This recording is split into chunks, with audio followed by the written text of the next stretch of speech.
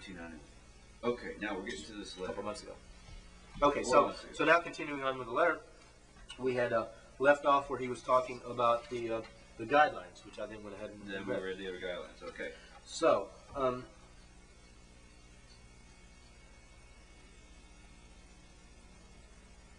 he lost his place. Well, where did I get to? Though we've agreed to use the 2/3 majority to constitute consensus agreements, there were no negative votes on the guidelines. So far, it's all still been consensus, including the original things which formed the Rainbow Peace Fleet and the Rainbow Peace Villages and the Rainbow Peace Caravans, which I took part in all three. Well, there were more than one council. All three councils. I took part in the original councils, and the original projects, which started the first Rainbow Peace Caravan, and the first Rainbow Peace Village, and the first Rainbow Peace Fleet Council. What was the first Rainbow Peace Village? Well, the first attempt. The first attempt. The first attempt was after the Montana Gathering. Actually, there were some attempts where rainbows had been getting together on farms and different places. But the first attempt at a real Rainbow Peace Village was a caravan that we did out of the Montana Gathering, which I took part in for about a month, and we established a little village in the woods. But for various reasons, we didn't really stay together too long. And now it was an interesting site. And then we continued counseling on that the next year in New Mexico, and I spent a month at a Rainbow Peace encampment in halfway between Taos and Santa Fe after the Rainbow Gathering in New Mexico. And there were people that were there for several months. Actually, before that, the first real Rainbow Peace Village itself, even though it wasn't called that, was after the Wyoming Gathering. That winter in Arizona, south of Tucson, we had a group of several hundred people in and around Tucson from the Rainbow family, loosely, in front that had been to the gatherings.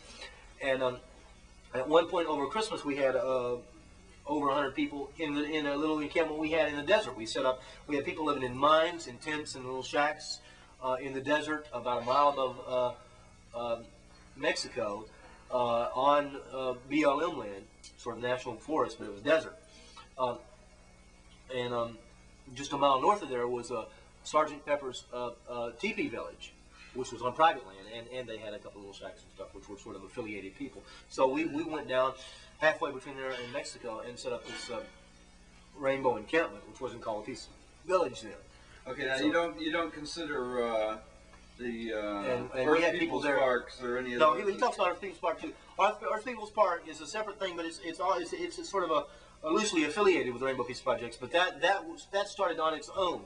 Yes. And has been affiliated, and a lot of people are involved, and he's involved in that too. I got friends. And I've got friends there. You've got friends there. Yeah. Okay. Yeah, so that is, and now I would say that's sort of an affiliated Rainbow Peace Village affiliate. It's not a Rainbow Peace Village that was formed by a Rainbow Peace Project. Would it be possible for a Rainbow Peace Village to go up there and start a?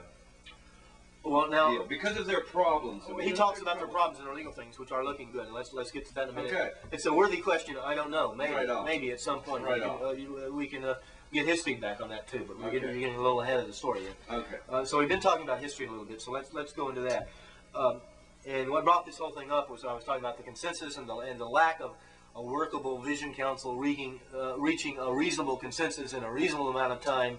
Was something that everybody could feel good about on where the next gathering was going to be out of the gathering at Vermont. And the Vision Council there took 7 days and came up with a widely controversial possibilities on what the outcome was, depending on who you listen to.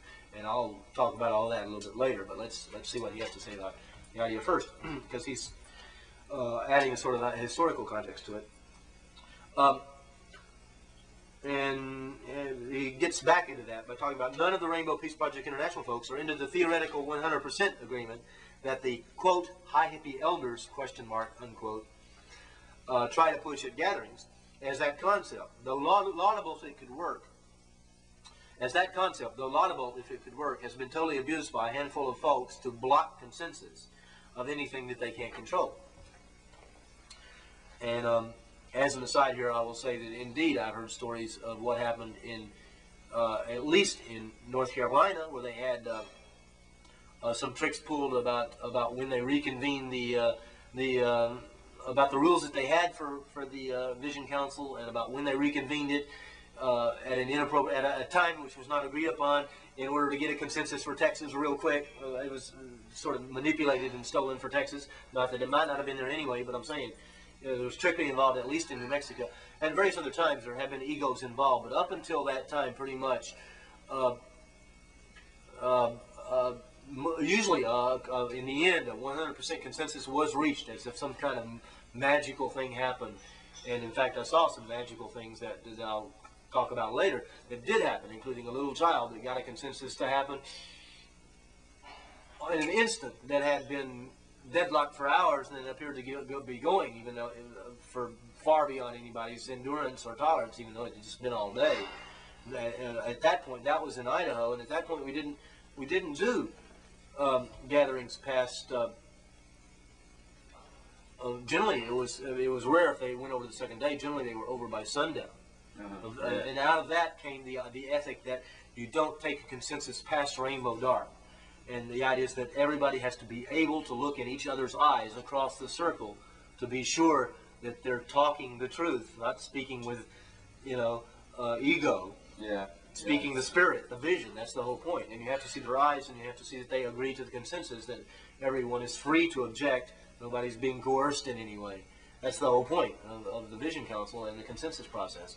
Yeah. And when that's manipulated by people, as it was in North Carolina, as it apparently was in Texas, as it may have been in either Texas or Nevada, either in Nevada or Minnesota, I'm not sure of the details of that, as it certainly was to some extent in Vermont, as it has been on occasion, as he says, totally abused by a handful of folks to block consensus of anything they can't control.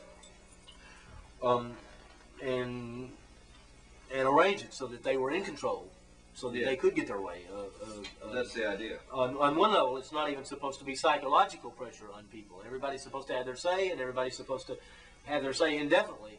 And if you don't reach consensus, which happened sometimes, I guess. The original gatherings, let's get back to the history a little bit.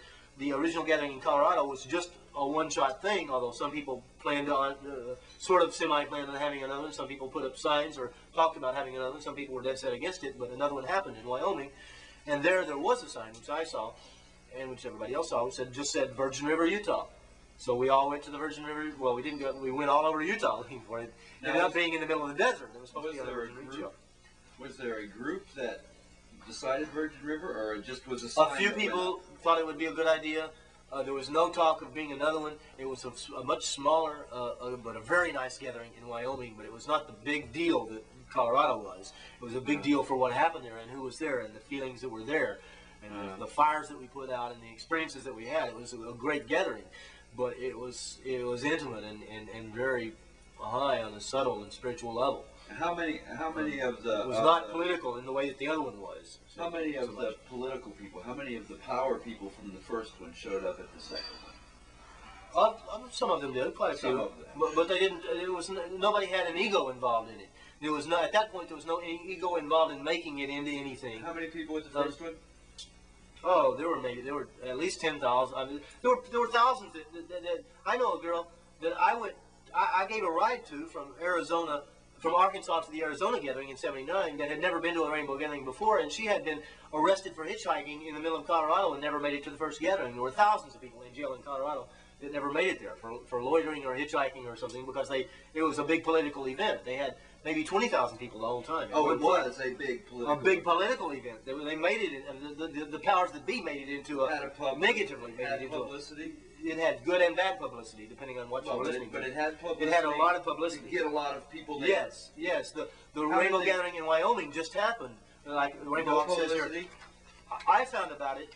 I was in my van, not yet psychedelically painted van, Volkswagen van, in Berkeley one night in late June of 1973, and I was locked out of my van. Actually, I went to a rock concert and a thing by the Firesign Theater on the campus at Berkeley. I went there. Auditorium. You did in 1973? Yeah. I went far out. It was great. Damn. It was great. And then afterwards on the street there were all these beautiful rainbow people and people that had been hitchhiking up the coast and that I knew from anti-war rallies and stuff over the past several years, you know, from all over the country. Rainbow people? They were just like, well, we didn't think of it then as rainbow people. Okay. I didn't know of it then, but they turned out to be. Yeah, Okay. the real spirit of the rainbow was just sort of people that hung out and made music, that did alternative lifestyles, that were totally peaceful, totally So a bunch of allowing hippies for, running around. yeah, a bunch of hippies, but in the real spirit of what came to be called the rainbow.